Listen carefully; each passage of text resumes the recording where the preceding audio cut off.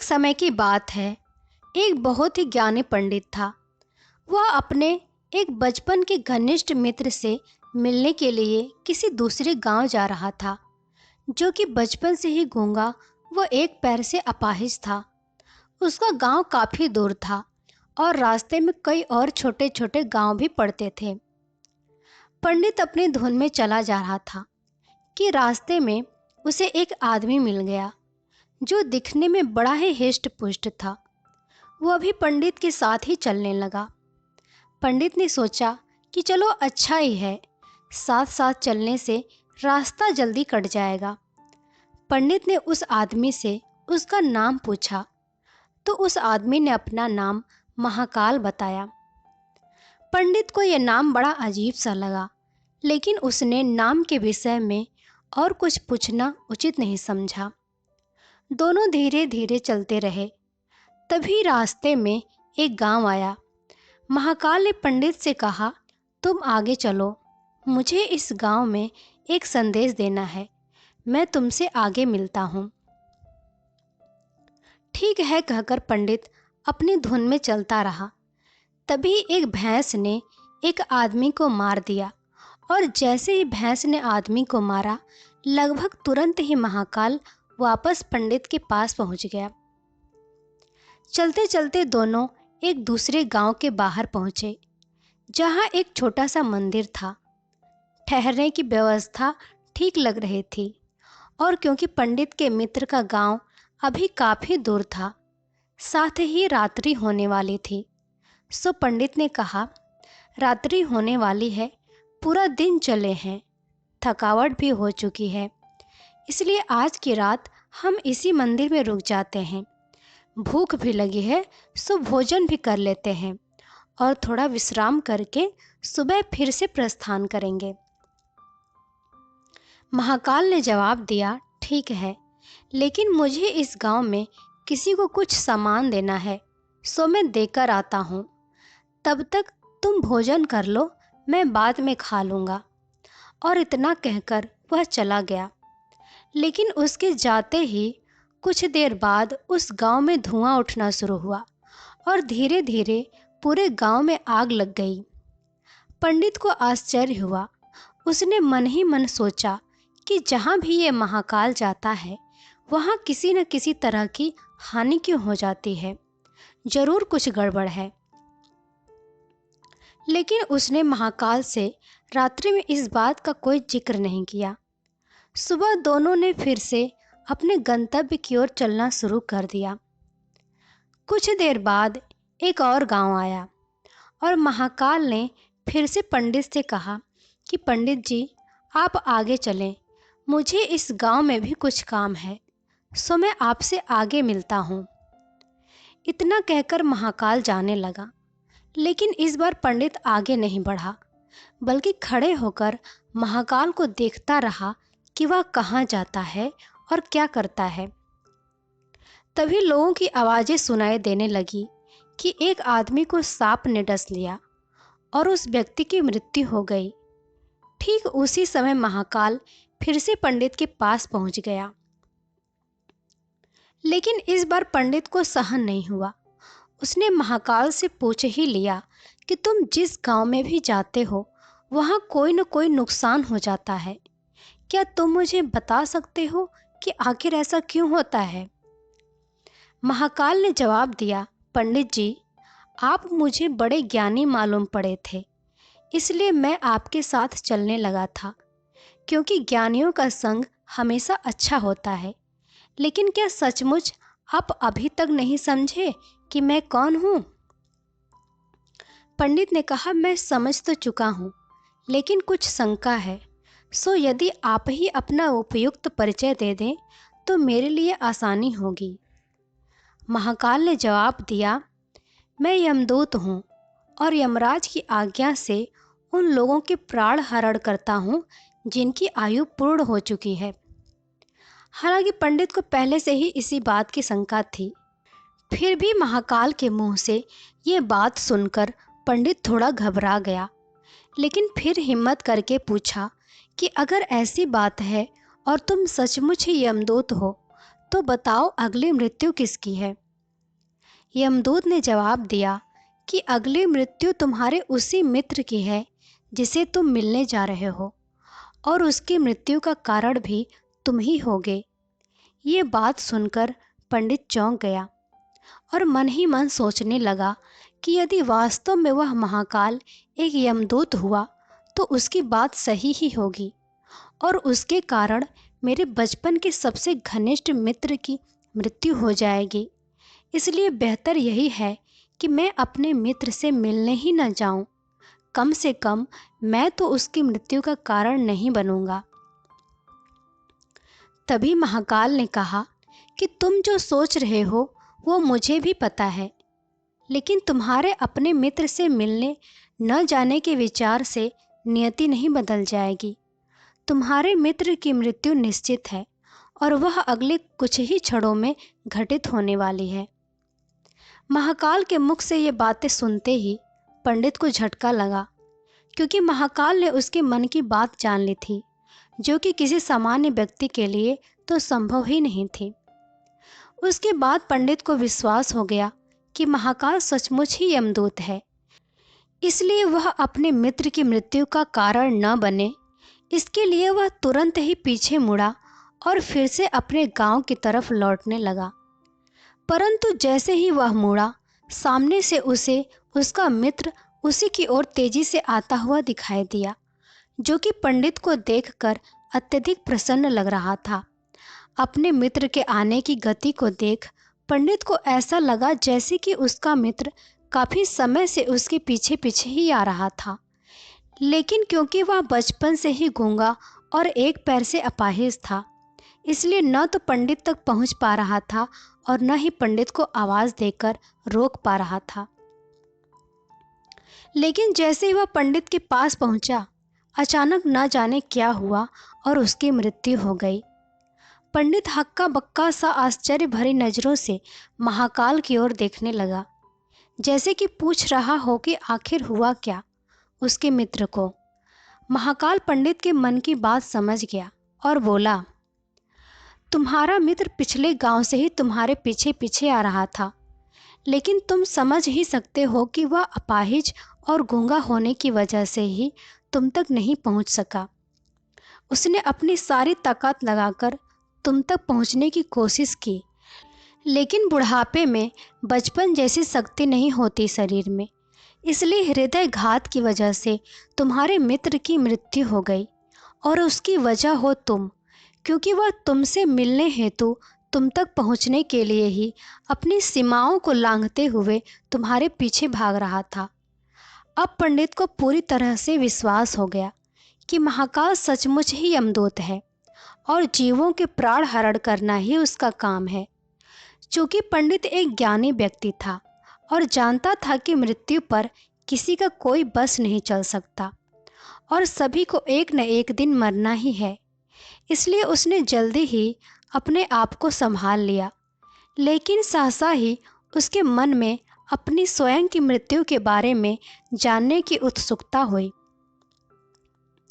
इसलिए उसने महाकाल से पूछा, अगर मृत्यु मेरे मित्र की होनी थी तो तुम शुरू से ही मेरे साथ क्यों चल रहे थे? महाकाल ने जवाब दिया, मैं तो सभी के साथ चलता हूँ और हर क्षण चलता ही रहता हूँ। केवल लोग मुझे पहचान नहीं पाते, क्योंकि लोगों के पास अपनी समस्याओं के अलावा किसी और व्यक्ति, वस्तु और घटना के संदर्भ में सोचने और उसे देखने समझने का समय ही नहीं है। पंडित ने आगे पूछा, तो क्या तुम बता सकते हो कि मेरी मृत्यु कब और कैसे होगी? महाकाल ने कहा, हालांकि किसी भी सामान्य जीव के लिए ये जानना उपयुक्त नहीं है, क्योंकि कोई भी जीव अपनी मृत्यु के संदर्भ में जानकर बेचैन ही होता है। लेकिन तुम ज्ञानी व्यक्ति हो और अपने मित्र की मृत्यु को जितनी आसानी से तुमने स्वीकार कर लिया है, उसे देख मुझे ये लगता है कि तुम अपनी मृत्यु के बारे में जानकर भी व्यथित नहीं होगे।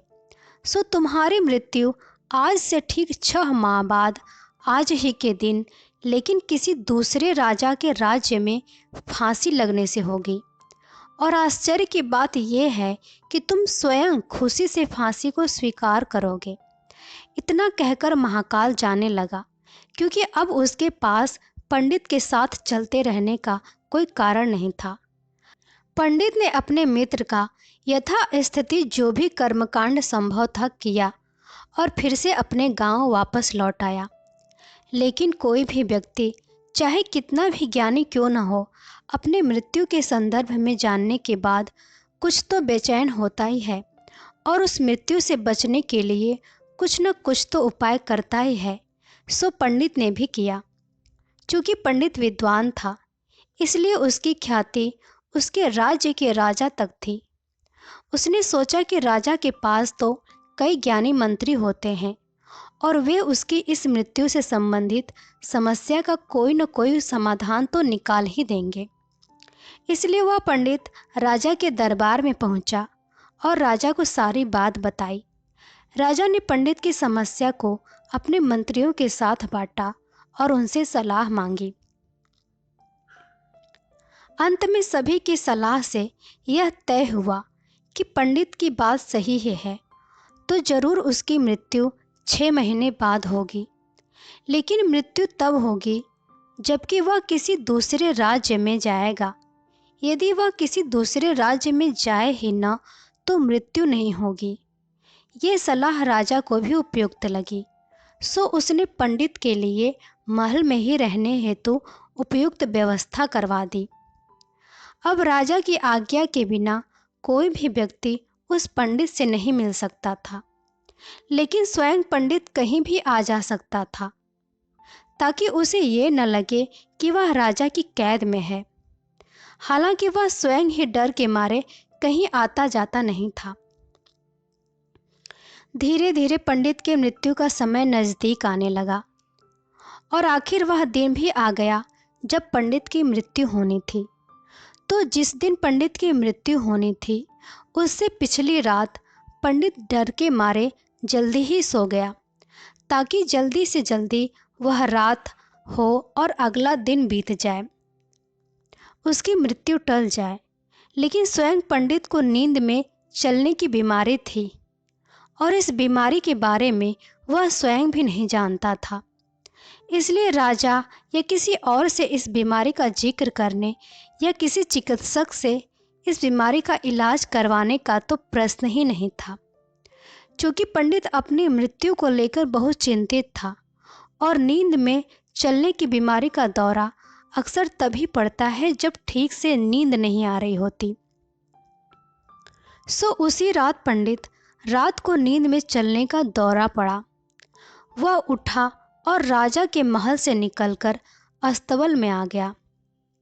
वह राजा का खास मेहमान था, इसलिए किसी भी पहरेदार ने उसे न तो रोका न किसी तरह की पूछताछ की। अस्तबल में पहुंचकर वह सबसे तेज दौड़ने वाले घोड़े पर सवार होकर नींद की बेहोशी में ही राज्य की सीमा से बाहर दूसरे राज्य की सीमा में चला गया। इतना ही नहीं, वह दूसरे राज्य के राजा के महल में पहुंच गया और संयोग हुआ कि उस महल में भी किसी पहरेदार ने उसे नहीं रोका, न ही कोई पूछताछ की, क्योंकि सभी लोग रात के अंतिम प्रहर की गहरी नींद में थे। वह पंडित सीधे राजा के शयन कक्ष में पहुंच गया।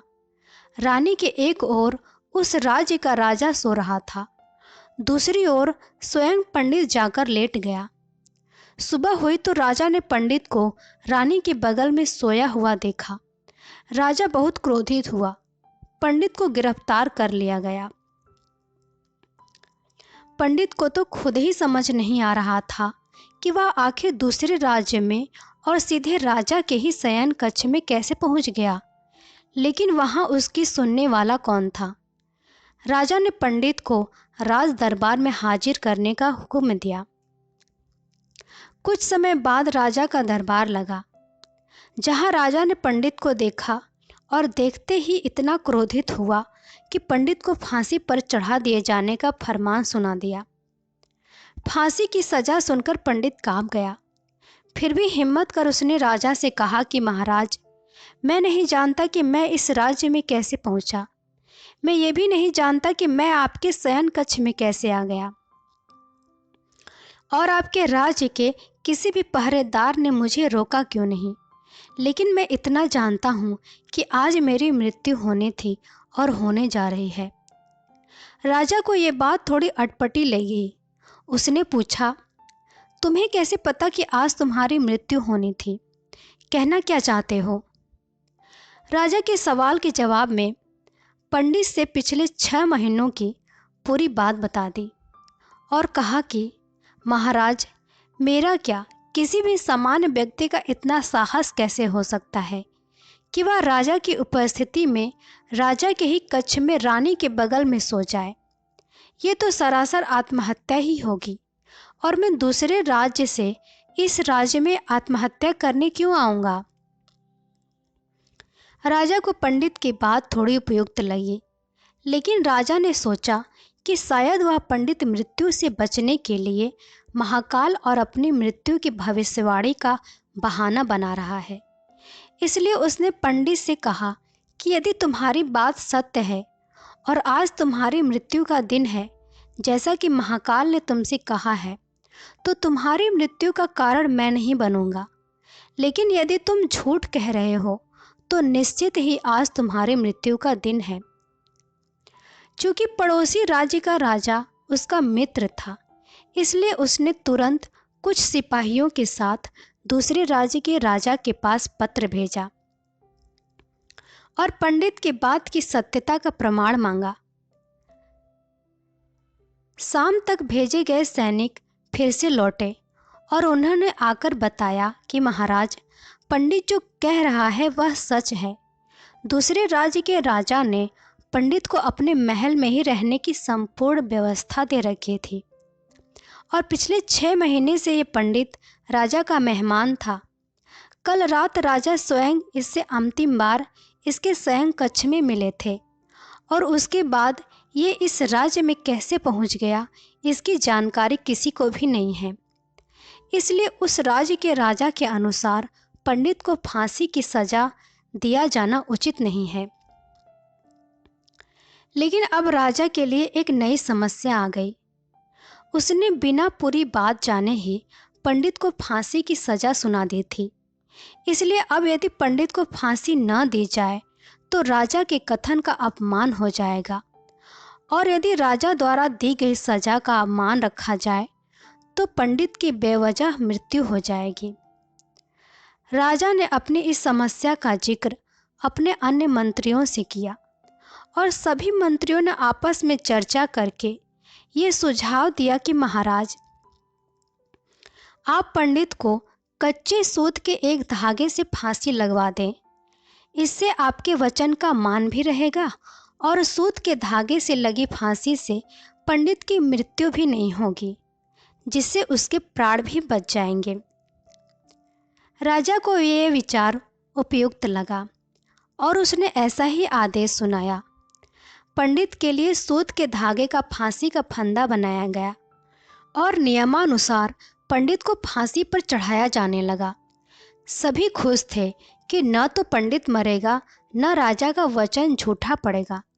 पंडित को भी विश्वास था कि सूत के धागे से तो उसकी मृत्यु नहीं होगी, इसलिए वह भी खुशी खुशी फांसी पर चढ़ने को तैयार था, जैसा कि महाकाल ने उसे कहा था।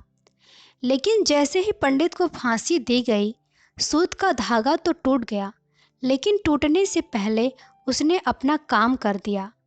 पंडित के गले की नस कट चुकी थी उस सूत के धागे से, और पंडित जमीन पर पड़ा तड़प रहा था। हर धड़कन के साथ उसके गले से खून की फुहार निकल रही थी, और देखते ही देखते कुछ ही क्षणों में पंडित का शरीर पूरी तरीके से शांत हो गया। सभी लोग आश्चर्यचकित हक्के बक्के से पंडित को मरते हुए देखते रहे। किसी को विश्वास ही नहीं हो रहा था कि एक कमजोर सूत के धागे से किसी की मृत्यु कैसे हो सकती है। लेकिन घटना घट चुकी थी। नियति ने अपना काम कर दिया था। जो होना होता है वह होकर ही रहता है। हम चाहे जितनी सावधानियां बरतें या चाहे जितने उपाय कर लें, लेकिन हर घटना और उस घटना का सारा ताना बाना पहले से ही निश्चित है, जिसे हम रत्ती भर भी इधर उधर नहीं कर सकते। इसलिए ईश्वर ने हमें भविष्य जानने की क्षमता नहीं दी है, ताकि हम अपने जीवन को ज़्यादा बेहतर तरीके से जी सकें।